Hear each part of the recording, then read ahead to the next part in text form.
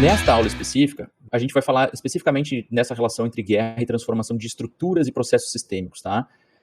Que são parte desses impactos sistêmicos da guerra nas relações internacionais. Então, se a gente for tentar medir, né, impactos sistêmicos da guerra nas relações internacionais, tem vários, né, na formação dos estados, e aí dentro da formação dos estados, né, na formação de exércitos e forças armadas, na capacidade de acúmulo e desenvolvimento de inovações tecnológicas, na ampliação dessas capacidades desses estados para o sistema, e aqui especificamente nas estruturas do sistema internacional, a gente vai dar conta de algumas capacidades de mudança que a guerra pode possibilitar.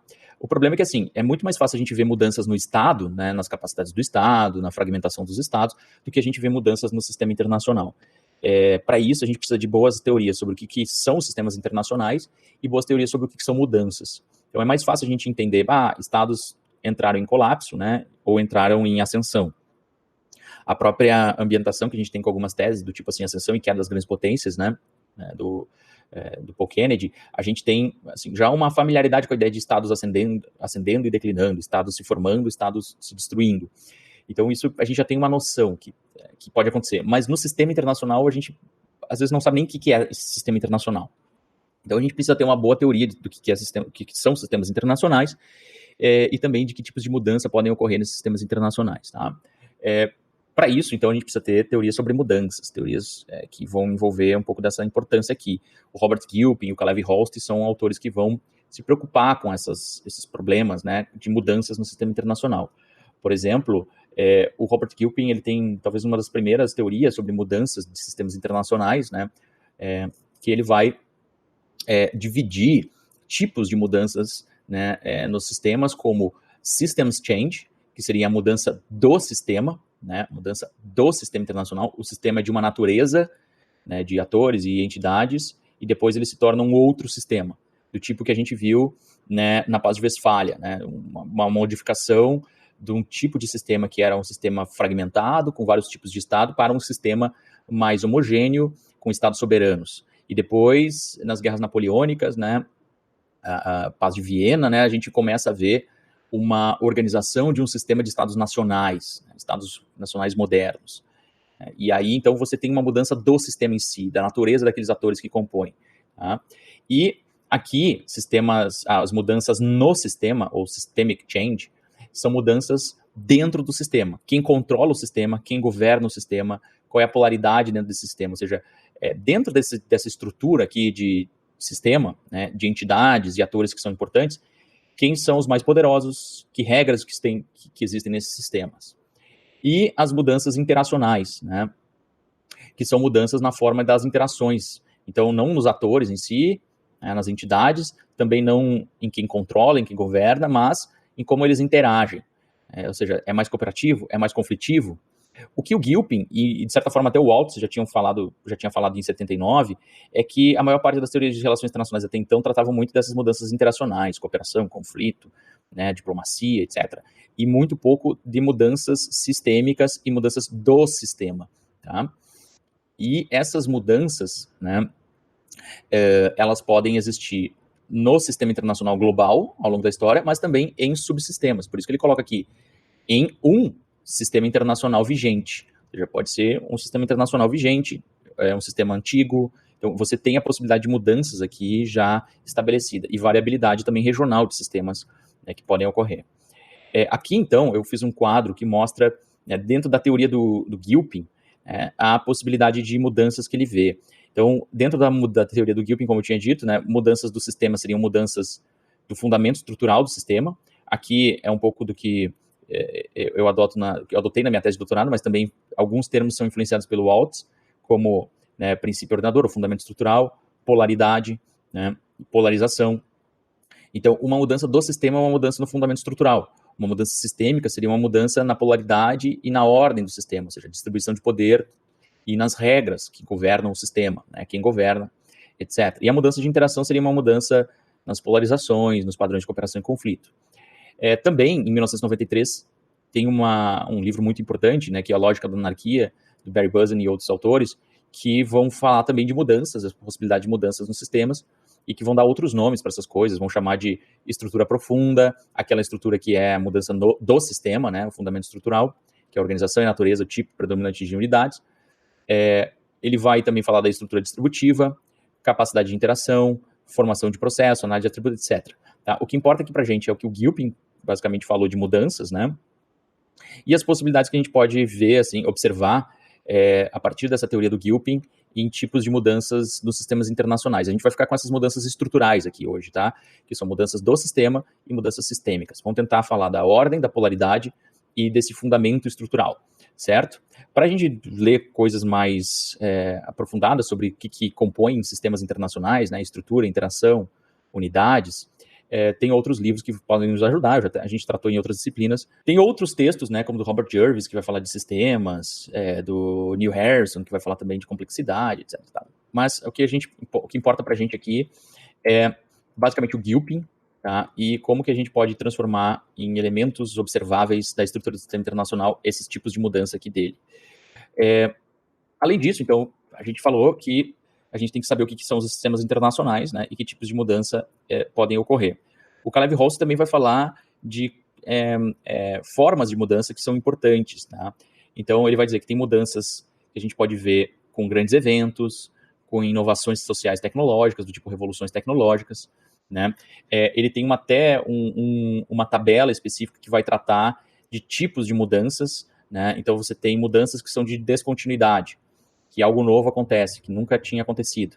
Por exemplo, na ordem internacional você tem o Fukuyama dizendo que é o fim da história, o Huntington dizendo que existe um choque de civilizações na ordem do pós-Guerra Fria.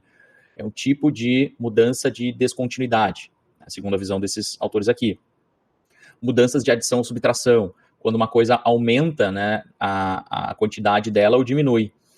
Por exemplo, a sociedade internacional se tornando cada vez mais normativa, né, e ordenada até se tornar uma sociedade mundial, para o Hadley Bull. Ou a comunidade de segurança se tornar cada vez mais integrada, com mais identidades. Então, aumenta o nível de identidade numa comunidade de segurança regional, por exemplo, para o Karl Deutsch.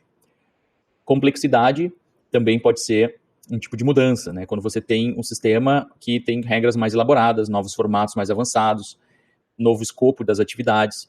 O Arrighi, por exemplo, vai dizer que quanto mais os ciclos de acumulação vão avançando, mais complexos se tornam esses ciclos, né? Mais avançados se tornam os estados, inclusive. Tá?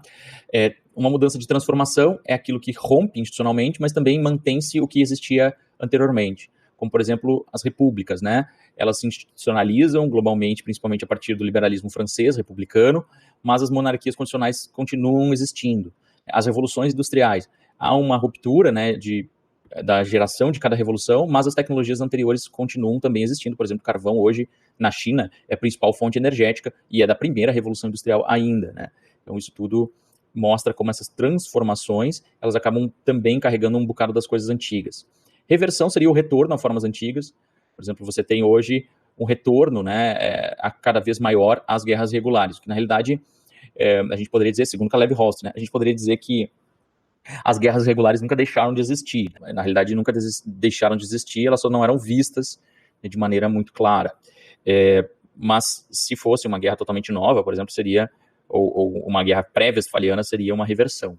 E a obsolescência é quando alguma coisa desaparece e nada é colocado no lugar, né? A escravidão, segundo ele, mas obviamente resquícios permanecem, a guerra de conquista, o colonialismo, então não há presunção de que algo novo deve substituir nessa perspectiva. São formas de mudança que podem nos ajudar a observar mudanças nos sistemas internacionais. Aqui, para a gente, não é tão importante essas formas de mudança, mas sim como que a gente pode observar, em que teorias, em que visões teóricas a gente consegue observar a guerra impactando mudanças naqueles 3 elementos que eu tinha falado anteriormente, né? Aqui, no fundamento estrutural, que é parte daquilo que o Gilpin chama de mudanças do sistema, e a guerra afetando ordem e polaridade, que seriam mudanças sistêmicas, né? Então, essas mudanças sistêmicas, as mudanças do sistema são afetadas para a guerra, mas também afetam a guerra.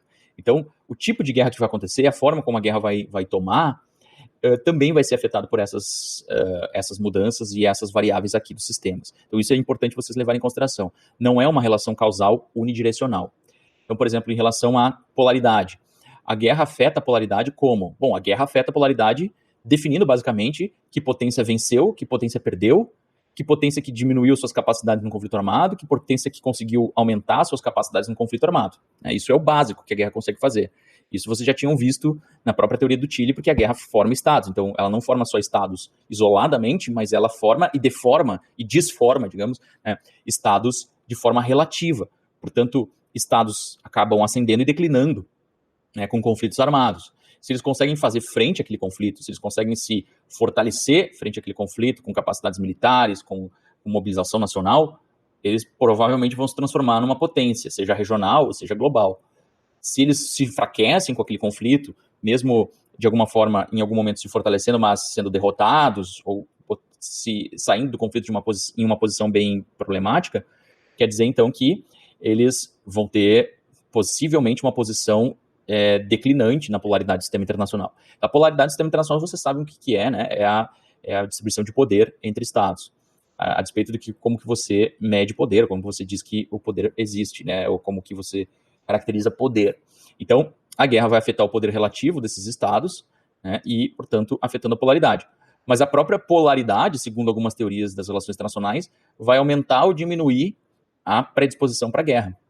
Inclusive, essa é a parte mais comum da teoria de relações internacionais, que é aquela que está tentando pensar em como evitar a guerra. Então, está pensando em que tipo de polaridade que pode diminuir o potencial, né, a tendência de guerra no sistema internacional. Então, a gente já tem várias teorias sobre isso. A teoria da estabilidade hegemônica, que vai dizer que você precisa ter uma potência dominante e líder do sistema internacional, né, a hegemonia, para evitar, né, a tendência de conflitos. O neorrealismo, que vai dizer sobre a estabilidade da bipolaridade, ou seja, você precisa ter o sistema bipolar ele é mais estável, tem menos tendência ao conflito.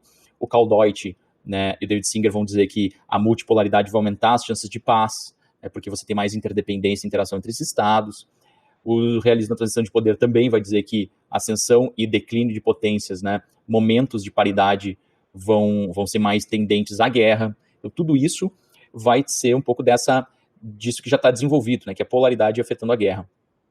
Mas a guerra afetando a polaridade é parte de uma teoria, sobretudo aquelas teorias que vão focar, né, principalmente assim, em como que a anarquia, né, isso aqui seria uma proposição meio que implícita no Altz, né, a anarquia, né, e a possibilidade de guerra fazendo com que os estados se preparem, né, emulando ou balanceando outros estados, aquela questão do dilema de segurança. Então os estados vão tentar se preparar e se fortalecer frente ao problema do poder, do desequilíbrio de poder com outros estados. Então, nesse caso aqui, não é a guerra concreta, né, é a ameaça da guerra.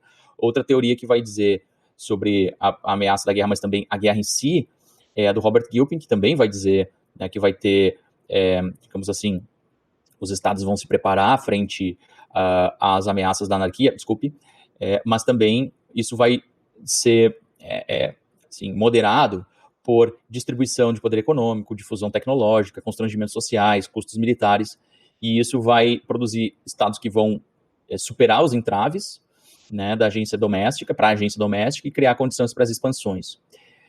Então, aqui também a gente poderia dizer que assim, a ameaça da guerra, a ameaça da anarquia do sistema internacional poderia incentivar os estados a transformar a polaridade, mas não é a guerra em si, né, não é o fenômeno da guerra em si. Então, há ainda bastante coisa para ser produzida em relação à guerra e polaridade do sistema internacional que não foi produzida. Basicamente, o que a gente tem visto é guerra e construção do Estado, e não necessariamente guerra e polaridade do sistema. Isso poderia ser avaliado de forma mais profunda, né? O que nos mostra, então, que essa ideia é plausível, mas ainda pouco desenvolvida, que é quando você tem crescimento diferencial de poder de Estados, né, você tem redistribuição de poder no sistema, desequilíbrio no sistema, e aí o tipo de resolução da crise do sistema pode ser guerra, inclusive, né, e vai estipular um novo equilíbrio, uma nova polaridade no sistema, segundo Gilpin. Tá? Embora a gente tenha pouca teoria sobre guerra, né, e polaridade, a gente já tem um pouco mais de teoria sobre guerra e ordem no sistema internacional. E aí muitos autores, inclusive, vão no conceito de ordem incluir polaridade, como é o caso do Gilpin, né? Para o Gilpin, ordem é polaridade mais governo no sistema internacional. Ou seja, é o governo no sistema internacional feito pelas grandes potências. Ou seja, envolve polaridade, envolve saber quem é que coordena o sistema internacional. Mas necessariamente, então, nessas teorias, os realistas, né, as teorias do neorrealismo já estão excluídas, porque eles não pensam o sistema internacional enquanto um sistema constituído de alguma ordem de governo ou instituições que seja minimamente relevante. Então aqui a gente já passa para teorias que vão estar muito mais vinculadas àquelas teorias da hegemonia, teorias que vão pensar ordem no sistema internacional, embora incluindo também as questões do poder. Então, existe muito isso aqui, né? Poder relativo e satisfação no sistema internacional. Isso vai produzir uma ordem no sistema internacional. Vai existir ordem quando as grandes potências que tiverem poder relativo maior e tiverem satisfação no sistema internacional, estiverem satisfeitos com os status quo, isso vai manter uma ordem estável. Quando mudar poder relativo e mudar o grau de satisfação das potências com a ordem, possivelmente vai existir uma guerra. E, ao mesmo tempo, a guerra que existir vai reorganizar a ordem do sistema internacional. Então, essa é uma teoria bem mais complexa, bem mais interessante, da relação de guerra nas estruturas sistêmicas, ao contrário do que existe lá na guerra e polaridade. Então, guerra e estruturas sistêmicas, basicamente feito pelo Gilpin mesmo, então ele não está falando só da polaridade, está falando também da ordem do sistema internacional, teóricos da transição do poder, teóricos da transição hegemônica e tal. Então, eles são bem produtivos nessa área.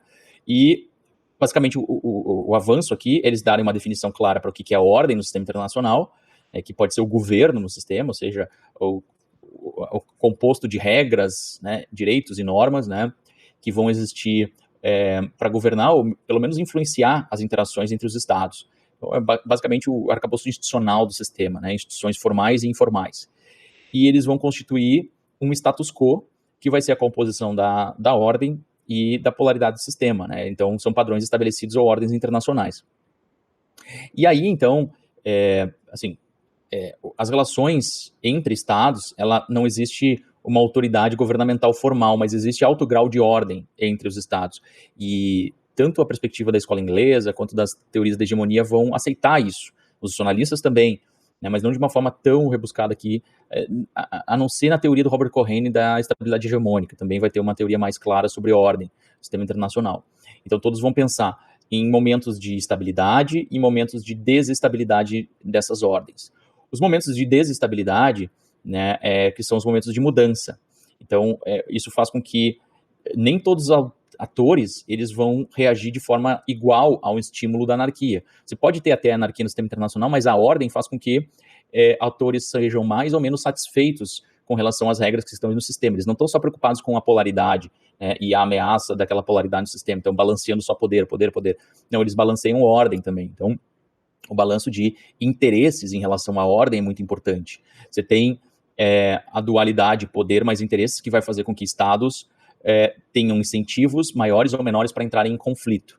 E aí que tá. Esses conflitos, né, que vão basicamente ser um choque entre a posição do Estado em relação à ordem do sistema, né, e basicamente os interesses, né, que ele vai ter nesse sistema. Muitas vezes você vai ter um Estado ascendente e um declinante, e dependendo de quanto que aquele Estado ascendente quer mudar o sistema e quanto que o declinante quer manter o sistema anterior, isso pode produzir um conflito que esses autores chamam de guerra hegemônica, tá? Que é o desequilíbrio do sistema, né, em função do aumento da discrepância entre a governança institucional e a distribuição de capacidades. O que quer dizer isso? Quer dizer que atores que vão ser críticos do sistema estão ascendendo. Né? Por exemplo, hoje no caso da China, a China está ascendendo, mas ela não é crítica do sistema internacional. Ela aceita o status quo institucional. Então não haveria, segundo essa teoria, uma condição mínima para a guerra hegemônica, uma condição necessária e suficiente para a guerra hegemônica. Né? Teria essa condição quando esses dois elementos se tornam discrepantes, tá? Sobretudo quando há oportunidades para o Estado ascendente fazer guerra, e para isso, e ele precisa fazer guerra, inclusive para mudar o que ele quiser no sistema. Tá? Então a guerra hegemônica, né, você vai ser uma ameaça, obviamente, para o ator dominante no sistema. Ele vai tentar, de alguma forma, né, ter estratégias para reorganizar o equilíbrio no sistema, gerando novos recursos, né, para aumentar a sua posição, melhorar a sua posição, redução de custos, né, reduzindo os compromissos no sistema. Inclusive, isso parece muito com o que o Trump fez, né, para reorganizar a capacidade dos Estados Unidos. O problema é que ele aumentou também custos, tendo uma política externa errante, né, criando muitas inimizades. Então, teria que se pensar se isso foi realmente uma política certa, né, por parte dos Estados Unidos. Né, e, ao mesmo tempo, então, assim, se as estratégias que foram descritas acima não funcionarem, você tem uma condição suficiente, né, para a guerra hegemônica. E aí, a guerra hegemônica é o que vai ser aquilo que a gente chama de guerra central entre os estados. Os estados vão ter uma guerra central, né, que vai ser basicamente uma guerra entre as grandes potências para definir quem vai governar o sistema, quem vai ser o ator que vai coordenar as regras que normatizam o sistema e destruir, ou pelo menos enfraquecer, os atores rivais em relação a essas regras, tá? Os componentes do sistema. Aí as pré-condições que ele coloca: intensificação das tensões, percepção de que uma mudança histórica fundamental está ocorrendo, né, e o curso dos eventos escapa do controle humano. É justamente aquilo que o Clausewitz chama, né, as guerras moderadas se tornam cada vez mais limitadas e chegamos num elemento de guerra hegemônica, uma guerra total que vai definir basicamente o futuro do sistema internacional. E aí que tá. Como que essa guerra vai afetar a ordem internacional? Ela vai afetar essa ordem internacional, então essas grandes guerras centrais, elas afetam as ordens sistêmicas. Pode ser do sistema internacional como um todo, pode ser de um sistema regional. Vamos pegar a guerra do Paraguai aqui na América do Sul. Ela reorganizou a estrutura da ordem sistêmica, né, segundo vários estudos, né? Então, inclusive alguns eu queria mencionar aqui para vocês hoje, não sei se vai dar tempo, mas isso é importante como um fator de reorganização de uma ordem sistêmica. Então, ao longo da história, gostemos ou não, as guerras hegemônicas, né, foram os grandes fatores reorganizadores dos sistemas internacionais, especificamente das ordens internacionais, né? Grandes tratados que conseguiram estabelecer um novo status quo de ordem internacional, como a Paz de Westfália, lembrem, né, o Tratado de Utrecht, o Tratado de Viena, né, o Tratado de Versalhes, a Carta da ONU, né, todos esses foram a tentativa de estabelecer um status quo estável, e isso aconteceu de fato, minimamente, né, pelo menos entre as grandes potências, e estabeleceram, né, uma regra mutuamente reconhecida de valores e governo do sistema. Pelo menos reconhecida por aqueles que começaram a mandar a partir daquela guerra. Então, aqueles que foram vitoriosos estabeleceram um sistema que for minimamente aceito, né, pelos demais e garantido por aqueles que venceram. Então, é assim que a guerra transforma ordens internacionais. Geralmente, guerras centrais, então, dos sistemas, vão ser capazes de transformar ordens sistêmicas. Tá? Então, são os grandes turning points da história que vão ser capazes de resolver, né, problemas, não da forma mais desejável, que seria por meio pacífico, mas vão reorganizar o sistema de acordo com os interesses dos estados dominantes. Certo? Então, os resultados vão ser, muitas vezes, mudanças, óbvio, na ordem, né? Restauração do equilíbrio entre governança e redistribuição de capacidade do sistema internacional. Polaridade, obviamente, porque essa polaridade vai se estabelecer, então vai ter, de alguma forma, uma definição da polaridade no sistema internacional específico, e também, muitas vezes, pelo esforço da guerra, como a gente já viu, as unidades do sistema internacional vão mudar. E elas vão mudar de uma forma... Tá, o Gibbon vai perguntar se existe a possibilidade de mudanças pacíficas na ordem internacional que não seja pela guerra. Ele vai dar várias proposições, né? Mas, sobretudo, o problema da guerra nuclear, né? A guerra nuclear levando a impossibilidade de você ter uma guerra central no sistema internacional ainda hoje. Muito embora você tenha outros ambientes que se possa fazer guerra central, que ainda abre possibilidade da guerra hegemônica existir. Há outros textos que vão justamente discutir, né, after victory, né, como que as instituições são redefinidas depois de grandes guerras, como que as grandes guerras reorganizam ordens internacionais. Então isso é bem interessante, inclusive autores liberais, institucionalistas vão tratar, como o John Eikenberry. Fomos do menos estrutural agora até o mais estrutural, né? O fundamento estrutural é, digamos assim, o tipo de Estado que predomina no sistema, né? A natureza dos Estados que predominam no sistema. A gente poderia também colocar aqui o princípio ordenador, se o sistema é mais hierárquico ou mais anárquico. Mas eu estou abrindo, né, o pressuposto de que o sistema permanece anárquico nessa nossa análise aqui. Então vamos lidar especificamente com o fundamento estrutural que está relacionado com a natureza das unidades do sistema. Então, a natureza das unidades do sistema vão ser afetadas como pela guerra? A guerra, ela também foi um dos grandes momentos, como vocês sabem, né, formadores das unidades. E não só formadores das unidades, dos estados em si, mas também do padrão aceitável, né, ou do padrão mantido, né, e adotado como unidade predominante do sistema internacional. Já vou mostrar para vocês como que isso acontece, né? E isso vai, basicamente, configurar as estruturas profundas das relações internacionais. E as estruturas profundas das relações internacionais, que são, basicamente, o tipo de unidade predominante, vão caracterizar a guerra como tal.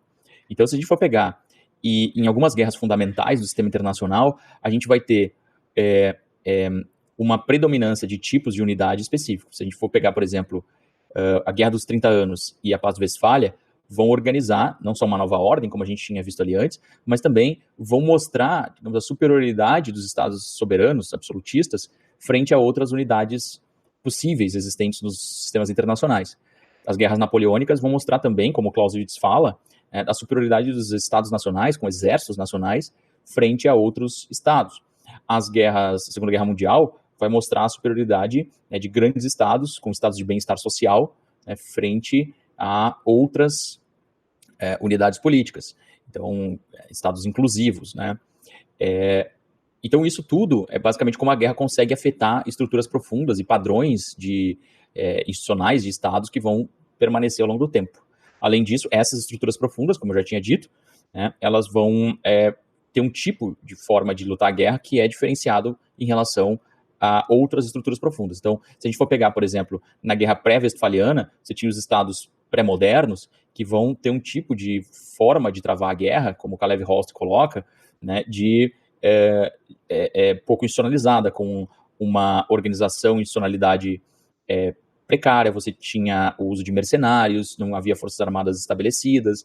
Numa guerra pós-Westfália, então com um Estado soberano, o tipo de guerra já é travado uma guerra organizada, ordenada, com fileiras, com colunas, aquela guerra que, assim, um atira, daí o outro espera, atira, né?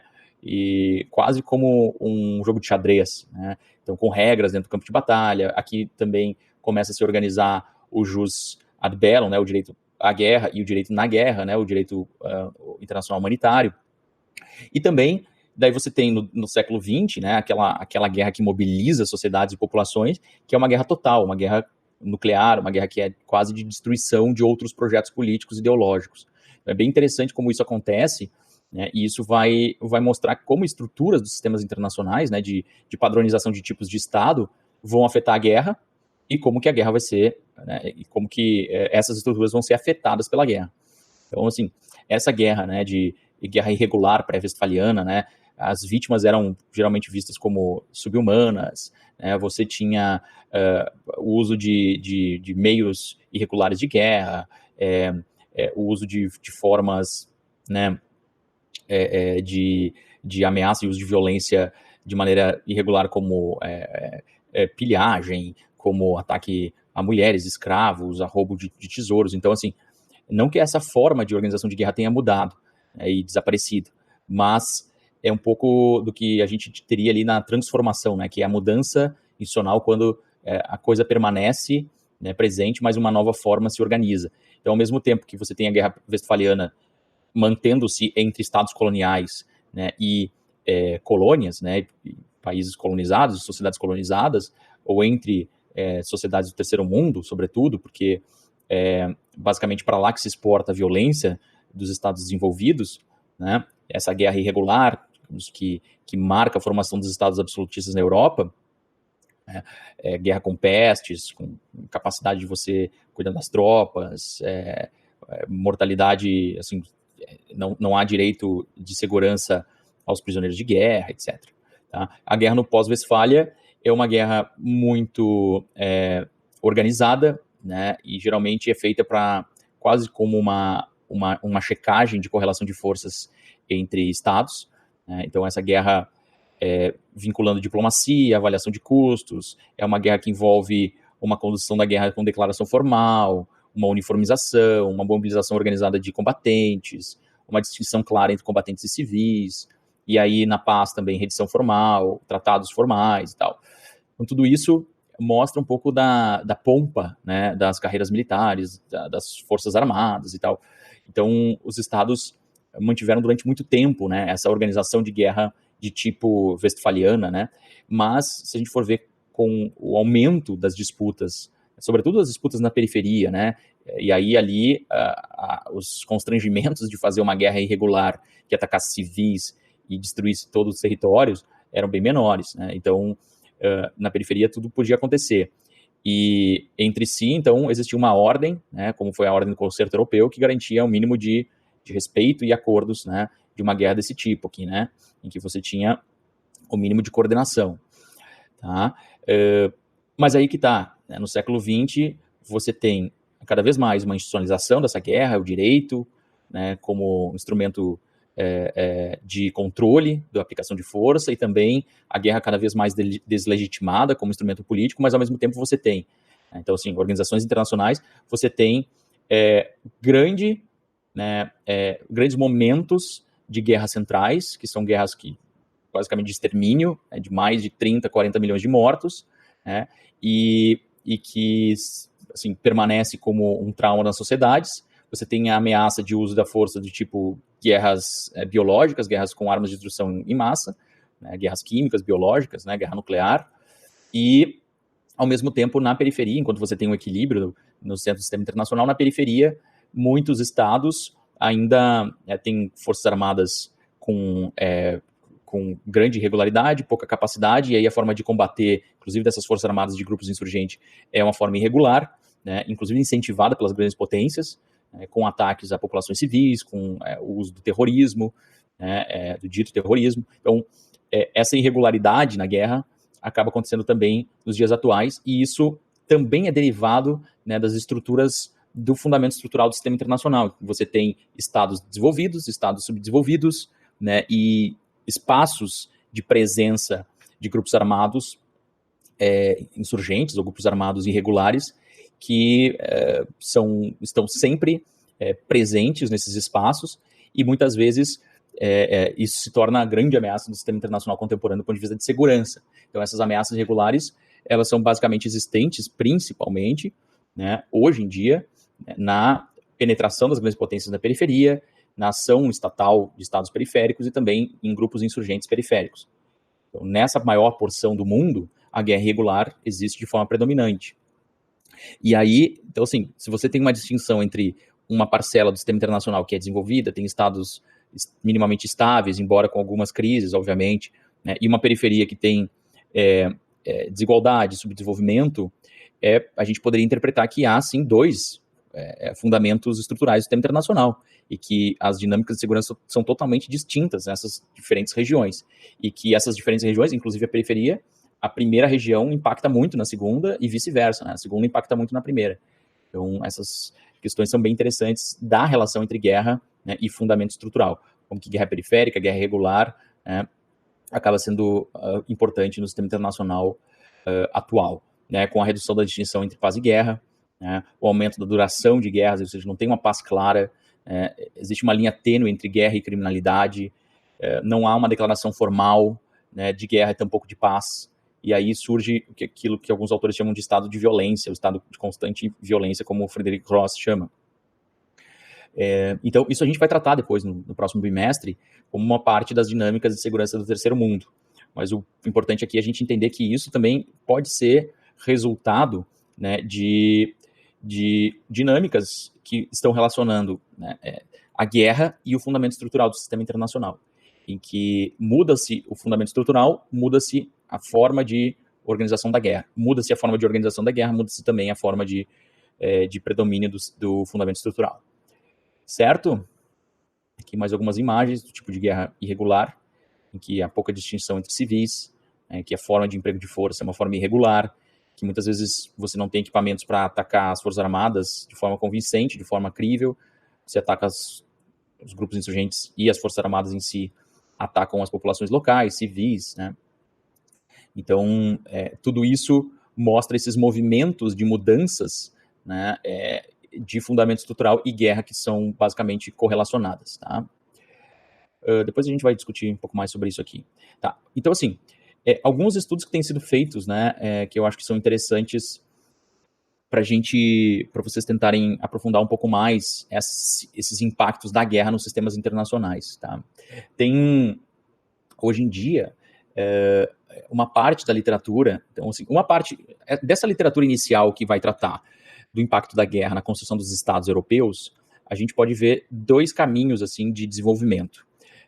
Um caminho que vai tentar relacionar e avaliar as relações, né, as dinâmicas entre guerra e construção do Estado fora da Europa, então em regiões periféricas, sobretudo, né, na China, no Sudeste Asiático, no Sul da Ásia, no Oriente Médio, na América do Sul, na África, tentando ver o que a gente consegue perceber dessa relação entre guerra e construção do Estado. Será que a guerra produziu incentivos à construção do Estado? Será que não? Por que sim e por que não? Então, tem um bocado de textos tratando disso, né, de guerra impactando ainda nos estados, mas em outras regiões do globo. A gente vai tratar um pouco disso no próximo bimestre também, tá? Vamos voltar a esse tema.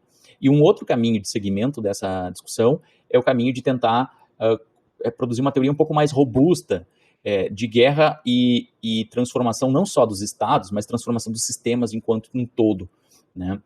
E também não só de transformação da ordem do sistema, das estruturas do sistema. Então, uma teoria um pouco mais complexa que vai lidar com essas transformações de uma maneira mais holística, mais global. Ou seja, vamos tentar entender que tipos de guerra produzem que tipos de transformação sistêmicas, em que elementos dos sistemas internacionais, e a possibilidade de fazer esses estudos também se abriu muito quando a gente começou a considerar sistemas regionais como sistemas internacionais. Tá? A contribuição do Barry Buzan nisso é muito importante, naquele trabalho de 93 e também quando ele vai escrever Regions and Powers.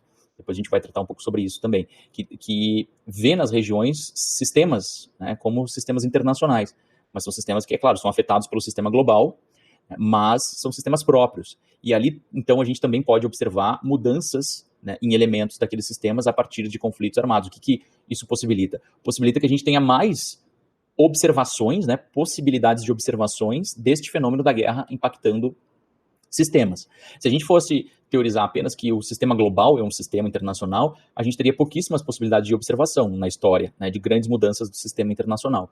Agora, quando a gente começa a teorizar que sistemas regionais também são sistemas internacionais, a gente consegue ter muito mais casos para comparar e tentar identificar a relação entre guerras e mudanças. Então, tem alguns trabalhos que eu acho que são importantes. Aqui eu fiz na minha tese de doutorado, depois no meu livro, né, de política externa na África Austral, 2 capítulos que vão tentar mostrar como que a guerra e a construção do Estado produziu também a construção do sistema regional em si, a construção de um sistema regional que fosse, né, ordenado por tais regras, que fosse comandado por tais potências, que tivesse um fundamento estrutural particular, né? Então, isso tudo eu tento abordar de alguma forma, né, nesse trabalho, e alguns colegas de vocês que se formaram já também têm desenvolvido, né, depois, até na pós-graduação, alguns estão já no nível de mestrado, doutorado, e o Augusto Dallagnol e a Ana Luísa Vedovato Rodrigues também tiveram estudos que que buscaram, né, avaliar o impacto das guerras nas regiões, né, para a transformação e conformação de sistemas regionais. E isso eu acho bem interessante. Um exemplo anterior ainda era o exemplo do próprio Kalev Holst, que fez um livro específico, que tem um capítulo da América do Sul, tem capítulo de outras regiões, e aí é interessante, assim, como que algumas diferentes análises vão avançar, né, em tipos de guerra, como que tipos de guerra vão afetar tipos de mudanças nas estruturas sistêmicas. E então, só para mostrar como há caminhos interessantes de pesquisa, né, que vão avançar um bocado, inclusive, né, são caminhos inovadores que são passíveis de serem feitos, inclusive por vocês, né, estudantes de um país semi-periférico, né, numa universidade federal, mas também fora do centro do país. A gente consegue produzir também pesquisa importante, né, pesquisa que ambas já estão sendo publicadas, né, e que tem consistência para avançar nessas teorias que são teorias importantes, mas que ainda faltam um bocado para serem desenvolvidas.